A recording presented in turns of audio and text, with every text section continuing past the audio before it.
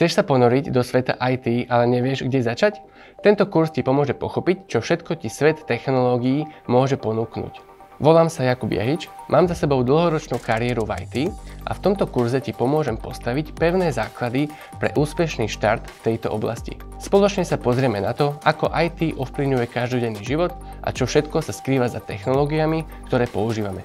Dnes na začiatku ti predstavím kompletnú mapu IT, vďaka ktorej pochopíš, aké rôznorodé a zaujímavé môžu byť kariérne možnosti v technológiách. Ukážem ti, ako IT systémy fungujú, vysvetlím ti základy hardvéru a softvéru a prenikneme do sveta počítačového myslenia v jednotkách a nulkách. Zbúrame mýty o tom, že IT je len pre pár vyvolených, pretože v skutočnosti je otvorený pre každého, kto je ochotný učiť sa. Predstavím ti rôzne roly v IT, od vývojárov cez testerov až po manažérov, aby si mohol objaviť, ktorá ti najviac sedí.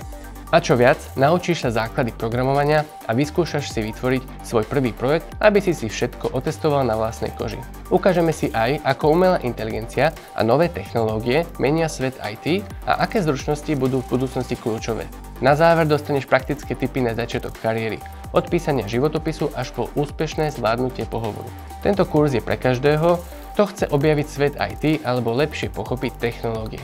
Nezáleží na tom, či si začiatočník, stačí len chuť učiť sa. Poďme spoločne objaviť, čo všetko ti môžu technológie a IT ponúknuť. Teším sa na teba v kurze.